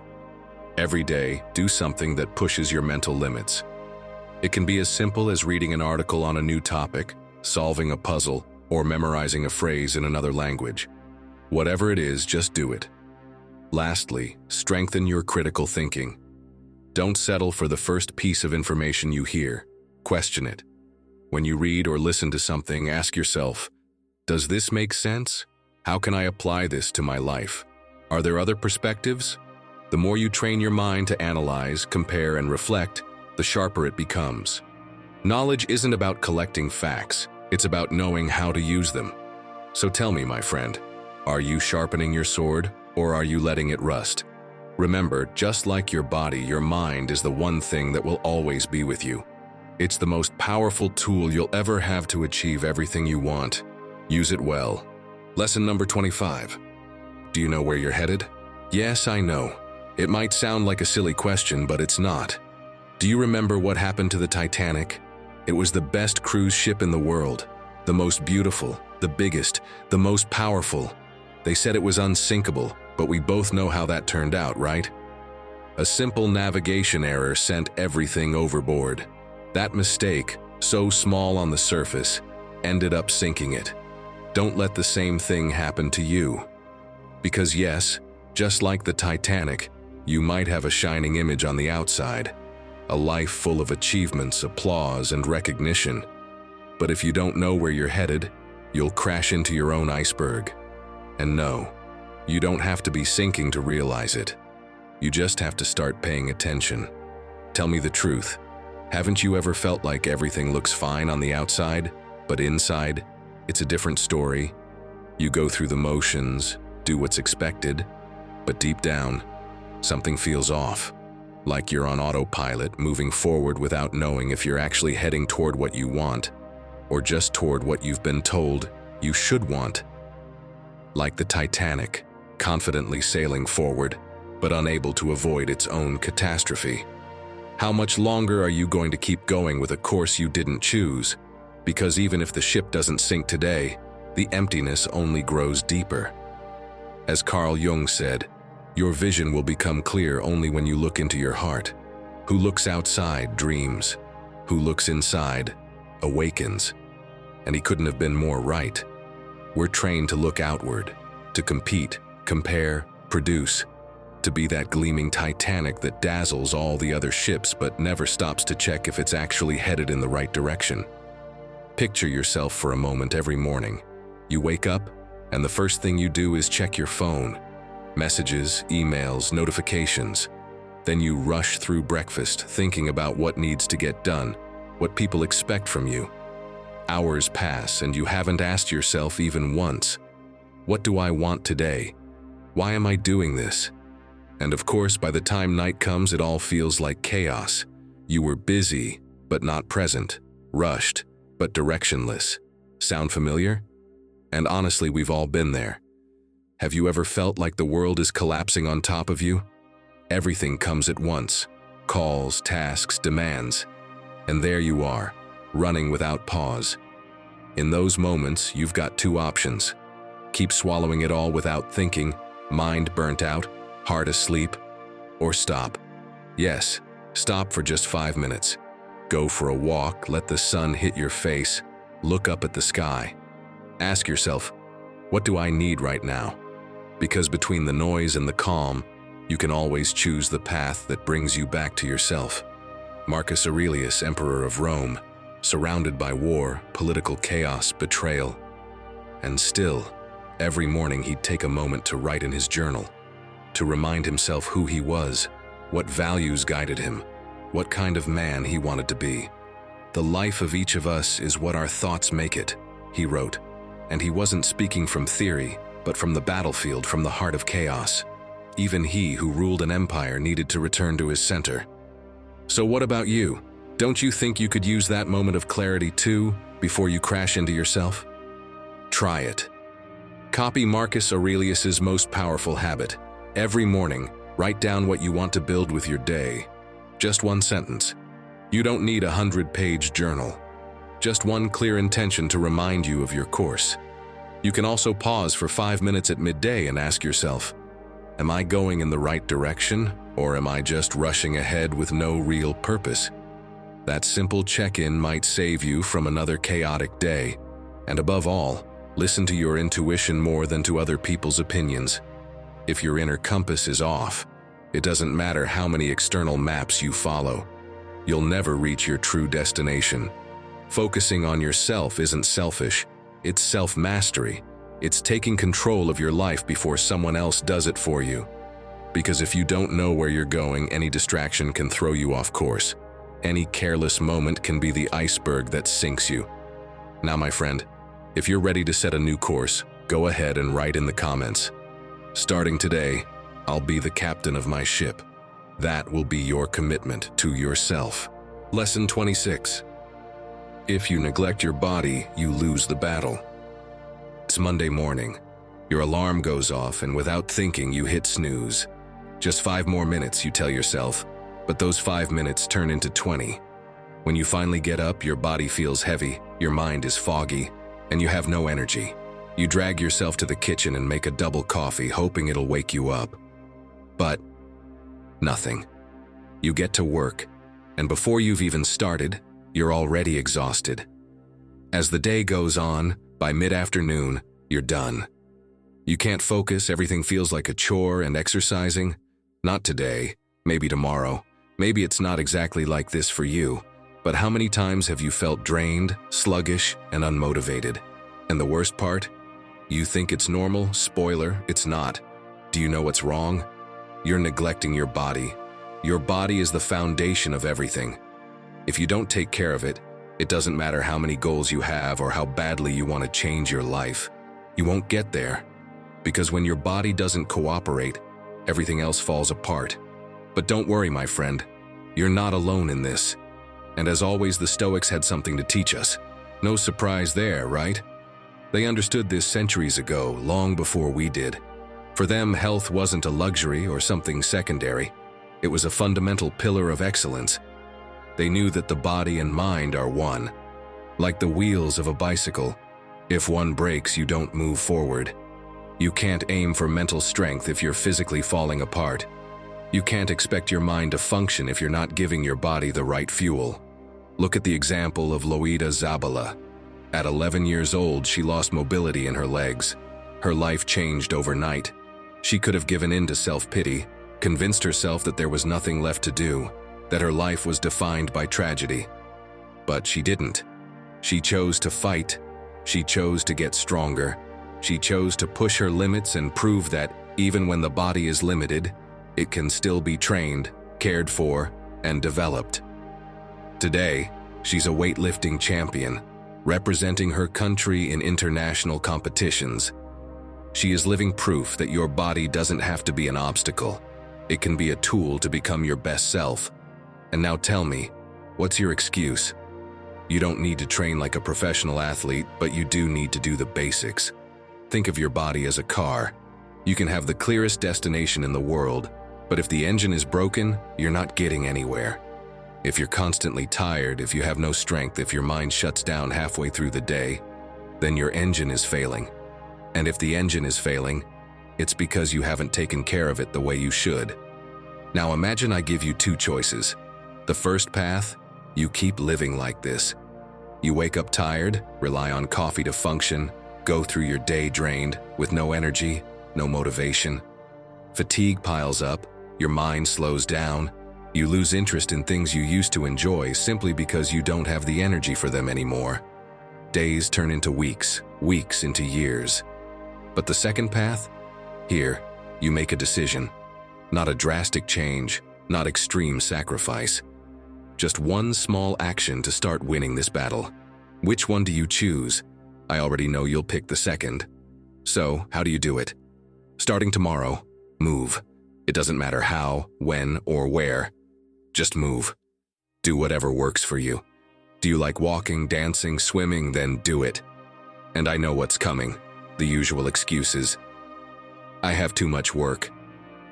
I have to take the kids to school. I don't have time.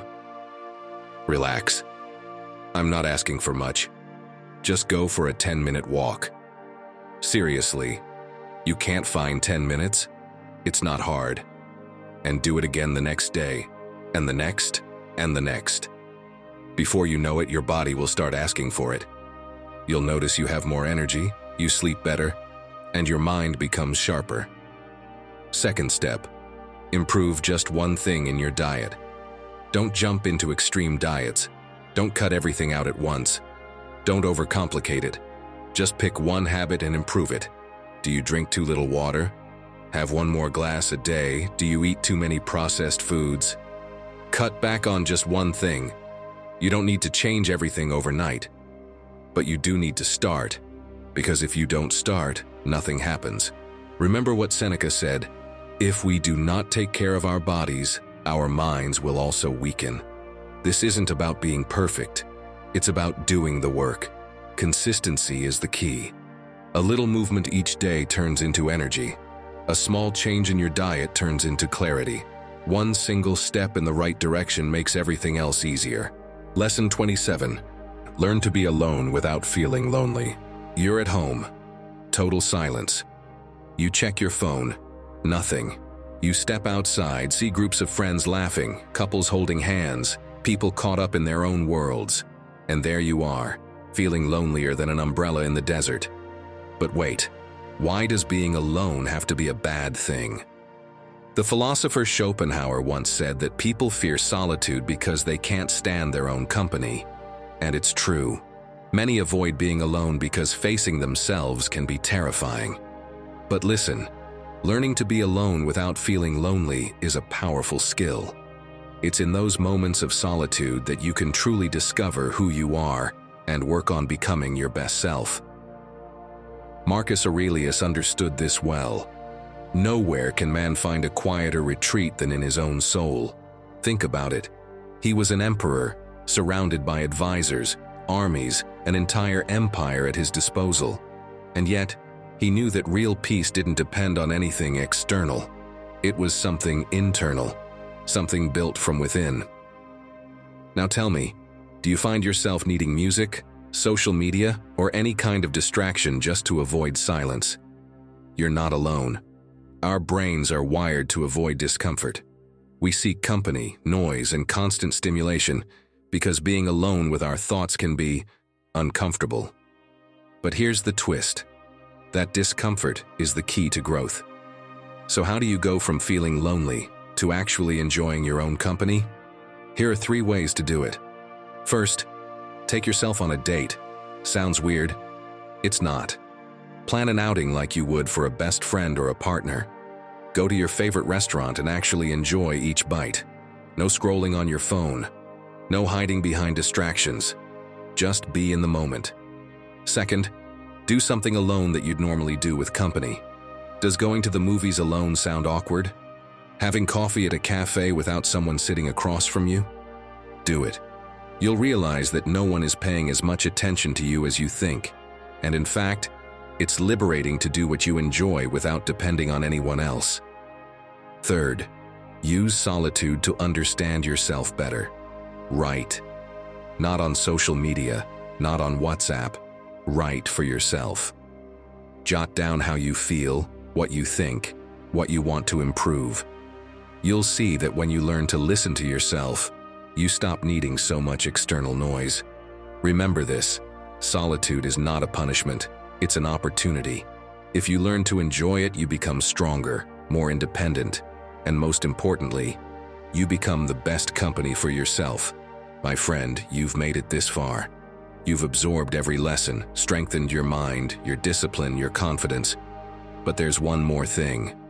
Something without which everything else falls apart. Because becoming your best self isn't just about what you do. It's also about how you face it. Listen closely, because this is the piece that ties everything together. The final touch to truly becoming your best self. Lesson 28. Train your mind to push you, not hold you back. Your mind is like a wild horse. If you don't train it, it'll throw you to the ground at the first jolt. And the worst part isn't the fall. It's that you don't even see where it came from. Because when the mind runs wild, it doesn't need external enemies to hurt you. It attacks from within, in the form of self-sabotaging thoughts, looping doubts, and that constant feeling that something's wrong, even when everything's calm. And it starts showing up in almost invisible ways. When you wake up and the first thing you do is check your phone, chasing validation. When you look in the mirror and only see what's missing. When someone takes a while to reply and you've already invented 3 worst-case scenarios. That's your mind without reins, dragging you down roads you didn't choose, imagining dangers that don't exist, draining your energy like a slow emotional leak. Marcus Aurelius lived it on a grand scale. Wars, plagues, brutal decisions. And still he managed to stay grounded enough to write, "Happiness depends on yourself, on how you judge what happens." And he wasn't writing from a Roman spa or a peaceful retreat. He wrote from the front lines, from loss, from pressure. And he managed it not because he was some enlightened being, but because he had discipline, a mental practice he repeated daily. That was his real armor. Because here's the secret, it's not about having a mind free of chaos. It's about being able to look at chaos and not get dragged into it. It's a habit, a daily practice. Like sharpening an invisible tool that, when the moment comes, lets you slice through fear and choose with clarity. And this isn't just philosophy. Psychologist Rafael Santandreu says something very similar. Mental health isn't the absence of problems. It's the ability to face them with strength. He compares it to a muscle that, if not trained, weakens. And then the slightest burden breaks you. But if you strengthen it bit by bit, you begin to endure, to understand, even to transform what used to overwhelm you. A strong mind won't make you invincible, but it will make you free. So how do you train it? Here are 2 simple but powerful exercises. 1. Write for 3 minutes a day. It doesn't have to be pretty, or long, or for anyone but you. Just write, "What thought hurt me today?" And answer honestly. Putting it into words disarms it. It stops having power over you. 2. Take a conscious pause whenever you feel your mind dragging you down. Close your eyes and imagine your negative thoughts as a cloud of dust floating around you. With each inhale, that dust enters, but as it passes through you, it transforms into something lighter, clearer. And with each exhale, you release it back into the air. Clean, uncharged, harmless. Do it 2 or 3 times. It's your way of telling your mind, "I'm in charge here." Because a mind with no direction doesn't just slow you down, it turns you into your own obstacle. But a trained mind, my friend, is like a lighthouse in a storm. It holds you steady, it guides you. It reminds you who you are when everything else starts to shake. And if you're living at the mercy of your racing thoughts, if your days are starting to all look the same because you're reacting instead of choosing, then you already know where to begin. You don't need to change the whole world. Start by changing the tone of your inner voice, and the rest will follow. My friend, the most important part is still ahead, because you might have mental clarity, well-set priorities, and plenty of motivation. But if you don't do this next thing, all of it will stay just words. There's one final truth that could completely change your direction. Stick around, because what comes next might be the push you've been needing to come back to yourself and build the life you've been dreaming of. My dear friend, focusing on yourself isn't selfish. It's the first step to taking your life back. Because when you stop living to meet everyone's expectations, you start building from within. and that's when everything begins to change. If you've made it this far, write in the comments, "I choose myself," and that changes everything. They say those who stay until the end always find their reward, and you just did. So I invite you to subscribe, like, and share this video with someone who might need it. Click now on the videos you see on screen, because the journey is just beginning.